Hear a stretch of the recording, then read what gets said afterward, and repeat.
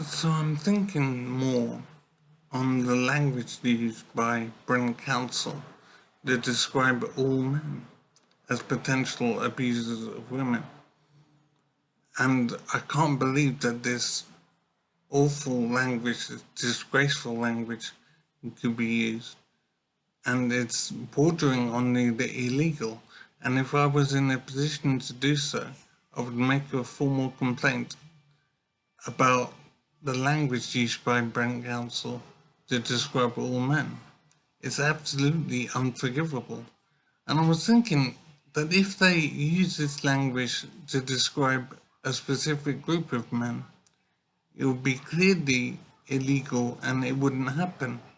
So if all Muslim men were regarded in the same way, Brent Council said that no men are allowed in the building regarding domestic violence shelters.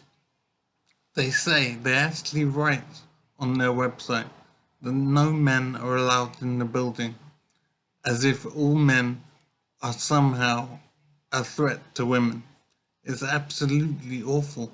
And if all Muslim men were not allowed in the building, or all black men were not allowed in the building, then of course it would be illegal language to use and it wouldn't happen because there would be complaints about that. But for some reason, men don't react to the label all men. So if all men are abused and flagrantly mistreated on a public website, men don't react. It's only specific groups of men that might react under certain circumstances. But men, as a rule, generally don't complain, they just accept it. So I'm very disappointed in the behaviour of men regarding the behaviour of Brent Council in describing all men as potential abusers of women. It's absolutely unforgivable and it cannot be justified and there needs to be a formal complaint about this.